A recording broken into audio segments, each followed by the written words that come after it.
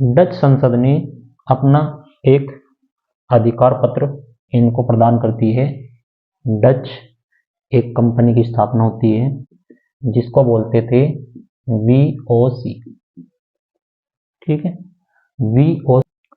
Hello दोस्तों, नमस्कार। पढ़ने वाले चैनल में आपका स्वागत है। मैं हूं सतीश शर्मा।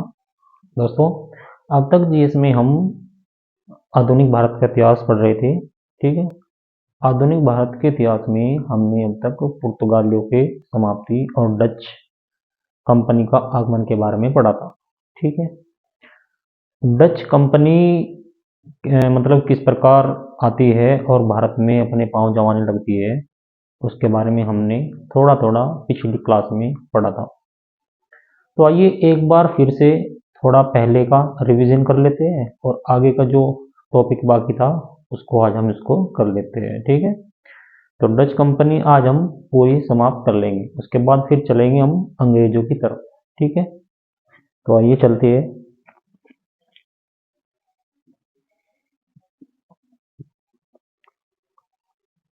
डच, जैसा मैंने आपको पिछली क्लास में बताया था, डच कौन थे? डच हॉलैंड के वासी थे। ठीक है, हॉलैंड के रहने वाले थे। हॉलैंड जिसको आज के टाइम में हम बोलते हैं नीदरलैंड। ठीक है, ये हॉलैंड के वासी थे, हॉलैंड के निवासी। आप एक की पॉइंट लिखते रहना। ठीक है, कहाँ के थे? हॉलैंड के निवासी। आज के टाइम में हॉलैंड को क्या बोला जाता है? नीदरलैंड। ठीक है, तो हुआ क्या था, डच क्या करते थे, पुर्तगालियों का जो सामान यहाँ से जा जाता था ना, जो माल पुर्तगाली यहाँ से भेजते थे वो लिस्बन ले जाते थे। ठीक है, तो उसमें डच लोग क्या करते थे, उनका जो माल था उसको वो एंटवर्प ले जाते थे, जैसे मैंने आपको पिछली क्लास में पढ़ा था। एंटवर्प कहाँ है? ये स्विट्जरलैंड में है। एक बहुत बड़ा खुला और विशाल बाजार था।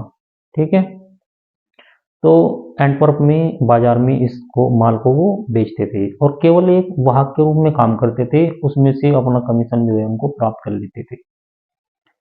देखते देखते कोई भी शुरुआत जो होती है ना, वो एकदम से नहीं होती। हुआ क्या था, पहले जैसे कि पुर्तगाली आए थे। ठीक है, पुर्तगालियों को देख हम देख, फिर क्या हुआ, पुर्तगालियों का आने का कारण क्या था वो मैंने आपको पहले पढ़ाया था कि मार्को पोलो आया था, इटली का निवासी था, क्योंकि पहले हमारे इटली के साथ बहुत ही अच्छे व्यापारिक संबंध थे। ठीक है, तो उसको देखते हुए आगे विकास की दौड़ चली कि भाई दक्षिण पूर्वी एशियाई जो देश है उधर से क्या है, मसालों का व्यापार बहुत ही अच्छे तरह किया जा सकता है और उससे मुनाफा कमाया जा सकता है। तो ऐसे ऐसे हुआ था, सभी देश एक दूसरे के देखते हुए, विकास की रफ्तार को देखते हुए, बाजार में जो माल आता था तो वो कहाँ से आता था उसे देखते हुए फिर वो आगे बढ़ते चले गए। उन्हें पता चला कि दक्षिण पूर्वी एशियाई जो देश है, जैसे भारत हो गया, चीन, जावा, इंडोनेशिया, मलेशिया आदि देश, यहाँ से मसालों का व्यापार किया जा सकता है। ठीक है, तो ऐसे ही फिर ये आगे चलते रहे। ऐसे फिर ये डच आए। डच क्या थे? डच इनके माल को एंट्रोप ले जाते थे। अब डचों ने भी सोचा कि भाई क्यों हम मतलब वहां का ही काम क्यों करें, हम भी क्यों ना हम खुद ही स्वतंत्र रूप से दक्षिण पूर्व एशिया जो देश है वहां पर जाए, अपनी कंपनी स्थापित करें, हम भी वहां से माल लाए और उससे हम मुनाफा कमाए। तो ऐसे ही डचों ने काम किया। फिर डच आए। ठीक है, इनका जो देखो, जैसे पहले पुर्तगाली आया था, वास्को डी गामा, भारत की खोज की थी, ऐसे ही डच से एक आदमी चलता है 1596 ईस्वी में। कौन था वो? कार्नेलिस डी हाउटमैन। हाउटमैन। ठीक है, पहला डच, इसको आप लिख लेंगे, नोट करते जाइए। पहला डच जो था वो कौन था? 1596 में कार्नेलिस डी हाउटमैन चलता है और वो कहाँ पहुंचता है भाई? सुमात्रा व बांटेन। ठीक है, सुमात्रा और बांटेन वो पहुंचता है। वहां को उसे पता लगता है कि इंडोनेशिया का जो व्यापार है, इंडोनेशिया में क्या था, वहां पर मसालों की अधिकता थी। ठीक है, तो उसने देखा, जैसे वो वहां पर आया उसको भारत के बारे में पता चला। अब उसने अपने देश जाकर अपनी एक व्यापारिक कंपनी की स्थापना की, अपनी संसद से मांग की। डच संसद ने 1602 ईस्वी में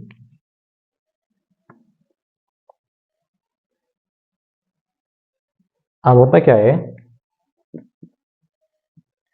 1602 ईस्वी का वर्ष आता है। डच संसद ने अपना एक अधिकार पत्र इनको प्रदान करती है। डच एक कंपनी की स्थापना होती है जिसको बोलते थे वीओसी। ठीक है, वीओसी। वीओसी की फुल फॉर्म क्या थी? वी से वेरिंग दे, ओ से ओस्ते, इंड से कंपनी। तो डच चार्टर द्वारा डच की जो संसद है वो एक कंपनी को, मतलब वहाँ के जो व्यापारी जो वर्ग थे, उन्होंने एक कंपनी को निर्मित करने की मांग की। तब उसके बाद डच संसद ने 1602 में एक चार्टर लागू किया और एक कंपनी की स्थापना कर दी, वेरिंग द ओस्टे इंड से कंपनी, वीओसी। ठीक है, और कंपनी को अधिकार दिया कि आप भूमध्य सागर में जाइए, आप पूर्वी भूमध्य सागर में जाइए और वहां पर व्यापार कर सकते हैं। आपको इस छूट के अंतर्गत कुछ छूटें और प्रदान की जाती है कि आप इसमें युद्ध कर सकते हैं। ठीक है, वहां पर किलेबंदी कर सकते हैं और कोई भी एरिया का आप हरण कर सकते हैं। ठीक है, ये हमारी तरफ से आपको मंजूरी प्रदान की गई है। मंजूरी कुछ जो दी जाती थी वो एक निश्चित समय के लिए दी जाती थी। ठीक है, इनको भी ऐसे ही दिया गया था। अब इन्होंने, चूंकि जो ये कंपनी थी, हालांकि पुर्तगाली और जो ब्रिटिश ईस्ट इंडिया कंपनी के मुताबिक थोड़ी क्या थी, लचीली थी। वो किस कारण थी? क्योंकि ये केवल एक व्यापारिक कंपनी थी और टोटल कंपनी पर जो नियंत्रण था वो डच संसद का था। ठीक है, या हम ये कह सकते हैं डच का जो सम्राट था, जो वहां का राजा था, या जो संसद थी, उसी का पूर्ण रूप से कंपनी पर नियंत्रण था। ठीक है, तो जो भी ये काम करते थे वो संसद के अधीन रहते हुए करते थे, अपनी तरफ से कोई भी फैसला नहीं ले सकते थे। इसीलिए पहले के टाइम में क्या होता था कि कोई भी अगर सूचना जो भेजनी होती थी अपने देश में, उस सूचना को भेजने के लिए कई कई महीनों लग जाते थे। महीनों क्यों लगते थे? क्योंकि उस समय केवल यात्रा का एक ही मतलब साधन था, वो क्या था? जहाज द्वारा। ठीक है, जहाज द्वारा ही संचार प्रणाली लागू की गई थी। एक कोई संचार बेड़ा होता था तो पहले यहाँ से कोई लिखित जो पत्र होता था वो अपने देश पहुंचाया जाता था, वहां तक वो सम्राट तक पहुंचता था। जब अगर सम्राट उसको पढ़ता था, अनुमति देनी होती थी दे देते था, नहीं देनी होती थी मना कर देता था। उसके बाद फिर वो वहां से चलता था, तब वो फिर इनके पास आता था, जो भी शासक का जो फरमान होता था। ठीक है, तो उसमें काफी टाइम लगता था। इसीलिए अगर संचार व्यवस्था बहुत ही ढीली थी, लचीली थी, तो उसमें थोड़ा बहुत इन्हें परेशानियों का उसमें सामना करना पड़ा। तो अब इनकी कंपनी की स्थापना हो गई 1602 ईस्वी में, और मुगल शासकों से इन्होंने अनुमति ले ली थी। उस टाइम क्या था, शाहजहां का कार्यकाल था। तो 1605 ईस्वी का साल आता है और 1605 ईस्वी में पहली डच कंपनी स्थापित की गई थी। ये आप लिख सकते हैं, नोट कर सकते हैं। 1605 ईस्वी में पहली डच फैक्ट्री या कोठी स्थापित की गई। कहां पर? मसूलीपट्टनम में। ठीक है, पहली फैक्ट्री कहां पर स्थापित की गई? डच फैक्ट्री मसूलीपट्टनम में। उसके बाद इन्होंने अपनी जो फैक्ट्री की थी ना, उनकी कतार लगा दी खोलने में, एक से बढ़कर एक। फिर 1610 ईस्वी में इन्होंने पुलिकट में खोली। ठीक है, 1610 ईस्वी में इन्होंने पुलिकट में खोली। फिर 1616 में इन्होंने सूरत में खोल ली भाई, एक गुजरात में। ठीक है, 1616 में फिर सूरत में खोली। ऐसे ही करते करते फिर तो ये एक के बाद एक आगे बढ़ते चले गए। फिर इन्होंने क्या किया, 1653 में चिंसुरा में खोल ली। चिंसुरा, चिंसुरा कहाँ पड़ता है, बंगाल में पड़ता है। चिंसुरा बंगाल में पड़ता है। ठीक है, हुगली में। तो उसके अंतर्गत ये एक छोटा सा वहां पर शहर है, कस्बा। ठीक है, चिंसुरा, पटना, बालासोर आदि जगह इन्होंने अपनी फैक्ट्री स्थापित की। ठीक है भाई। फिर एक इन्होंने अपनी कोठी खोली 1658 में कासिम बाजार में। कासिम बाजार में। ठीक है, उसके बाद फिर 1663 में खोली इन्होंने एक, कहां पर, कोचीन में। तो ये कुछ कुल मिला के इनकी फैक्ट्री थी, जो ये एक के बाद एक अपनी फैक्ट्री स्थापित करते गए और अपने व्यापार को सुगम बनाते गए। ठीक है, बाद में फिर इनको काफी उससे मुनाफा हुआ। अच्छा, इन्होंने ना डच एक पहली कंपनी थी। डच पहले वो व्यक्ति थे जिन्होंने भारत से सूती वस्त्र और रेशम का निर्यात करना प्रारंभ किया था। ठीक है, तो डच क्या करते थे, सूती वस्त्रों और रेशम को यहां से ले जाकर जावा, चाइना, ठीक है, पेगू, ऐसे पूर्वी देशों में इन्हीं इसी से सप्लाई करते थे, वहां पर निर्यात करते थे। डच जितना मुनाफा अपना मसाला से कमाते थे, उससे कहीं अधिक मुनाफा इन्हें सूती वस्त्र और रेशम के निर्यात से हुआ। ठीक है भाई। तो फिर ये इन्होंने अपनी कोठियां स्थापित कर ली थी। इसके बाद ये यहीं तक नहीं रुके, फिर जहां जहां भी पुर्तगालियों का मतलब साम्राज्य था, जहां पर भी वो बैठे थे। ठीक है, जैसे इसको साफ कर देता हूं।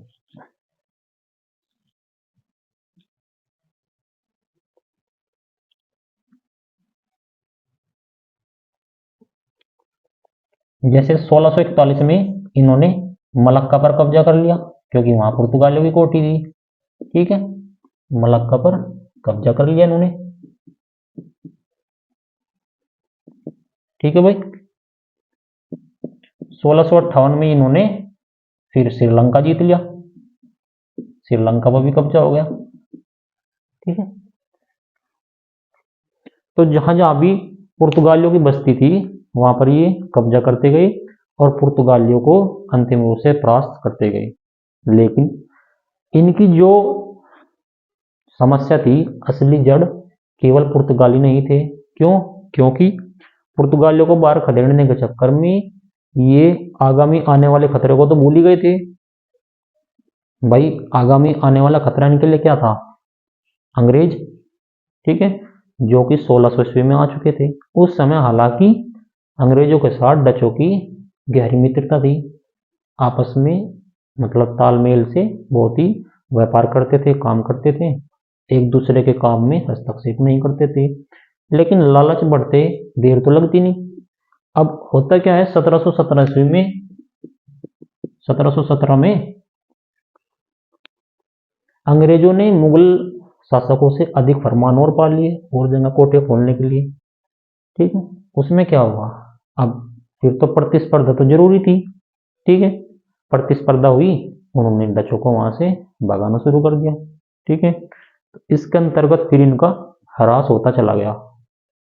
ठीक है, वरना डच जो कंपनी थी वो अपने मूल्य नियंत्रण विधि और कम खर्चीली थी।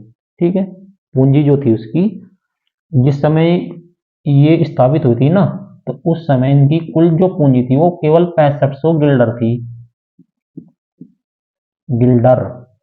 ठीक है, गिल्डर क्या थी, ये नीदरलैंड की पूर्व समय की मतलब एक मुद्रा थी। पहले गिल्डर हुआ करती थी नीदरलैंड की मुद्रा। अब तो हालांकि सन 2002 से इन्होंने यूरो को ही अपना लिया। ठीक है, अब तो इन्होंने 2002 से यूरो को ही अपना लिया, यूरो इन्हीं की मुद्रा अब फिलहाल है। तो भाई ऐसे होता चला गया। फिर बाद में, अच्छा इनका पता क्या था, देखो डच जो कंपनी थी ना, वो कार्टेल व्यवस्था पर आधारित थी। क्या बता, कार्टेल व्यवस्था।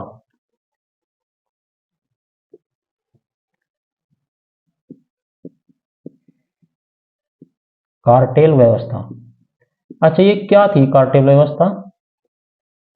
एक पिछली वीडियो में मैंने बताया था, वो थी कार्टेज। आप इसमें कंफ्यूज मत हो जाना भाई, कार्टेल में और कार्टेज में काफी भिन्नता है। ठीक है, इसमें बहुत अंतर है।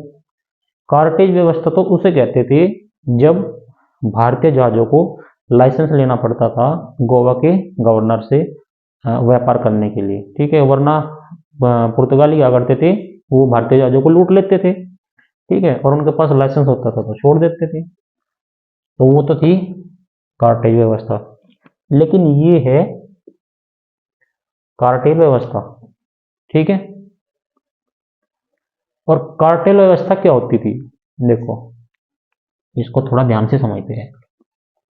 कार्टेल जो है ना, कार्टेल, ये लेटिन जो भाषा होती है ना, लेटिन भाषा के कार्टा, कार्टा नामक वर्ड से बना है। ठीक है, जिसका अर्थ क्या होता है भाई, लिखित करार। लिखित करार यानी लिखित में कोई समझौता। ठीक है, लिखित में कोई समझौता। अब कार्टेल व्यवस्था क्या होती है, देखो वैसे तो ये इकोनॉमिक्स का विषय है, लेकिन हम फिर भी इसके बारे में पढ़ेंगे क्योंकि इसके बारे में इसमें आया है। कार्टेल व्यवस्था वो होती है जब कोई उत्पादक, ठीक है, विक्रेता या सेवा प्रदाता, सेवा प्रदाता, ठीक है, ये तीनों अपने प्रोडक्ट को सीमित और नियंत्रित करते हैं। उत्पादक क्या करेगा, किसी वस्तु का निर्माण होना है उसको कम कर देगा कि अभी और मत बनाओ। ठीक है, क्योंकि देखो वस्तु का जब निर्माण होता है ना, अंतिम रूप से पहुंचने से पहले वो इन तीन चीजों से होकर गुजरती है। ठीक है, कोई चीज मैन्युफैक्चरिंग हुई भाई, किसी चीज का निर्माण हुआ,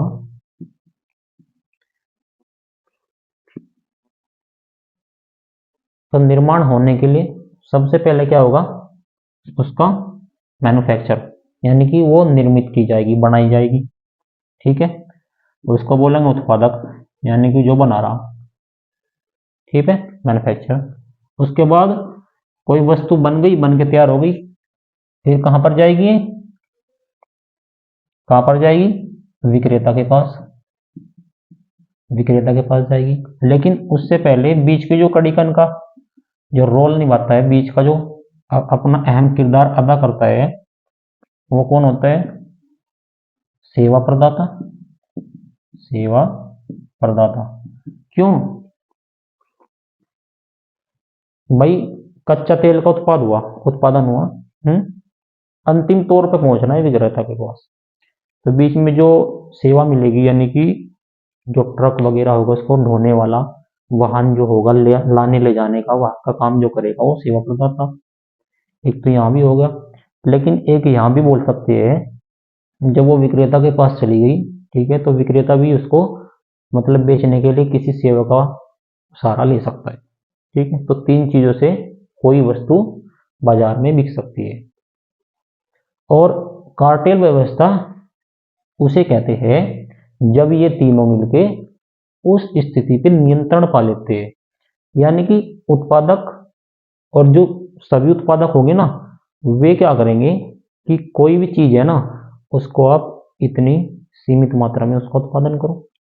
ऐसे विक्रेता के पास जब वो चीज जाएगी, कोई भी जो माल जाएगा, कोई वस्तु जाएगी, विक्रेता क्या करेंगे, सभी एक संगठन बनाएंगे और कहेंगे कि चीज को जो मतलब बिक्री इसकी जो इसको सेल करना है ना, वो इस तरीके से करेंगे ताकि सभी में बराबर मुनाफा बांटा जा सके। ठीक है। कार्टेल व्यवस्था ना 3 तरह की होती है भाई। कितनी तरह की? 3 तरह की।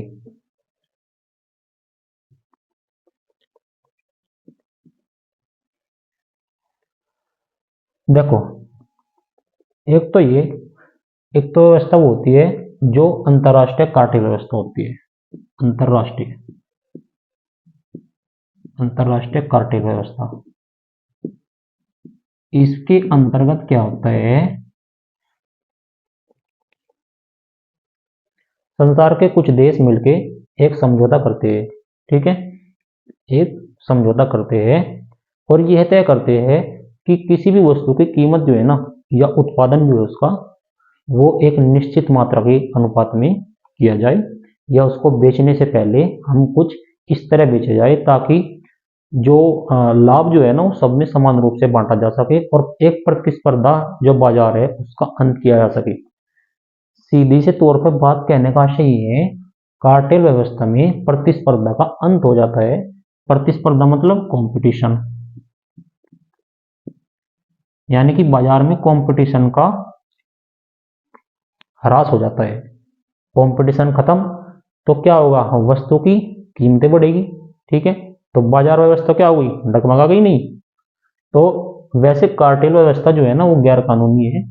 ठीक है। और आपको बता दूं, भारत में भी कार्टेल व्यवस्था को रोकने के लिए क्या सीसीआई का निर्माण किया गया है। एक हमारा आयोग होता है, कंपटीशन और commission commission of competition commission and competition of India. ठीक है। यानी कि भारतीय प्रतिस्पर्धा भारतीय प्रतिस्पर्धा आयोग। ठीक है भाई। ठीक है। सीसीआई, और ये कब किया गया था, 2002 में इसकी स्थापना की गई थी। और ये इसी चीज पर ध्यान रखता है कि कोई भी वस्तु कार्टेल व्यवस्था के अंतर्गत न बिक पाई। अच्छा, कार्टेल व्यवस्था का जो सबसे विशाल जो रूप है वो कहाँ देखने को मिलता है, जैसे उदाहरण के तौर पर हम ले लेते हैं क्या, मैंने बताया अंतरराष्ट्रीय देशों की जो व्यवस्था है वो कहाँ पे मिलेगी। सबसे अच्छा उदाहरण है, आप ओपेक में आ जाओ। ओपेक क्या है, ऑर्गेनाइजेशन ऑर्गेनाइजेशन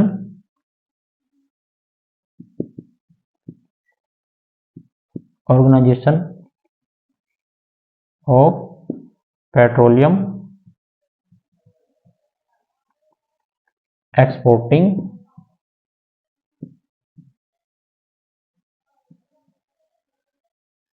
कंट्रीज। ठीक है भाई। यानी कि ओपेक को हिंदी में अगर हम बोले क्या बोलेंगे, तेल निर्यातों तेल निर्यातों के देशों का समूह। ठीक है। पेट्रोल निर्यात देशों का एक समूह है ओपेक। तो ये क्या है, ये 15 देशों का एक संगठन है भाई। 15 देश इसमें जुड़े हुए हैं। ठीक है। 15 देशों का एक संगठन है और लगभग ना पूरी दुनिया की कच्चे तेल के, आप विश्वास नहीं करोगे, 80% जो कच्चा तेल आता है ना उस पे इनका एक अधिकार है भाई। इसका ओपेक कंट्रीज का। ठीक है। 80% कच्चे तेल पे ओपेक कंट्रीज का अधिकार है, यानी कि कच्चे तेल का कितना उत्पादन होना है, वो कितना बाजार में जाना है, उसको यही तय करते हैं। आई समझ में, उसका मूल्य। ठीक है। कितनी कीमतें वृद्धि करनी है, कितनी कम करनी है, उसको भी यही निर्धारित करते हैं। ठीक है। एक तो व्यवस्था ये होगी जो मैंने आपको बताई। तो ये क्या करते हैं, सभी मिलके उस चीज मतलब तेल का जो है ना एक निश्चित तय कर दी, जो उसका दाम है कि भाई इतना रहेगा और इससे फालतू आएगा नहीं। ठीक है, तो इससे क्या हुआ, बाजार पे इफेक्ट पड़ा। हालांकि बाजार का नियम ये है, बाजार को एक सुचारू रूप से चलाने के लिए उसमें ना प्रतिस्पर्धा होनी चाहिए। अगर प्रतिस्पर्धा खत्म हो गई, कंपटीशन का अंत हो गया, तो चीजों का क्या होगा, दामों में बढ़ोतरी होगी। ठीक है, तो ऐसे ही, अब ये तो क्या थी,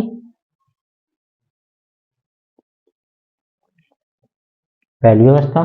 दूसरी होती है मोनोपोली, एक होती है मोनोपोली और एक होती है ऑर्गेनोपोली, ऑर्गे ऑर्गेनोपोली। ठीक है भाई। मोनोपोली व्यवस्था, मोनोपोली व्यवस्था वो होती है जब केवल किसी सेवा प्रदाता कंपनी हो या कोई भी सर्विस हो, जो हमको केवल एकल रूप से मिल रही हो, यानी कि बाजार में उसका एकाधिकार हो। एकाधिकार मतलब उसके सिवा और कोई हो ही ना कंपनी, वो केवल अकेली ही अपनी सेवा दे रही हो। उसमें क्या होता है,